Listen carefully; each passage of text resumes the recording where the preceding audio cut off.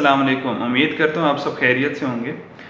اس video میں ایک تحریر کو شامل کروں گا جو کہ مجھے بہت ہی زیادہ خوبصورت لگی۔ تحریر تو کافی چھوٹی سی ہے لیکن خوبصورت بہت ہے۔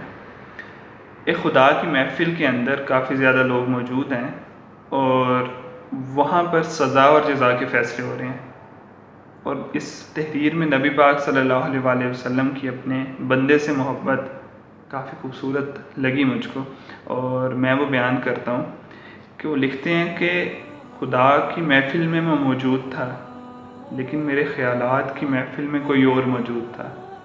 وہاں پر موجود صرف میں اکیلا ہی اس شرک کا مرتکب نہیں تھا، بلکہ ہر شخص کی فکر اور عمل میں تضاد موجود تھا۔ ایک ایک شخص کو بلایا جا رہا تھا اور سزا اور جزا کا فیصلہ کیا جا رہا تھا۔ یوں ہی میرا نام پکارا گیا اور حکم ہوا کہ مجھ کو بلایا جائے۔ میں آہستہ آہستہ بڑھتا چلا جا رہا تھا۔ میرے ذہن اور سوچ میں کیے گئے سارے گناہ اور ساری غلطیاں اور کوتاہیاں گھوم رہی تھیں کہ یوں ہی کسی شخص کی آمد ہوئی اور انہوں نے بولا کہ اس کو جانے دیجئے، یہ اپنا بچہ ہے۔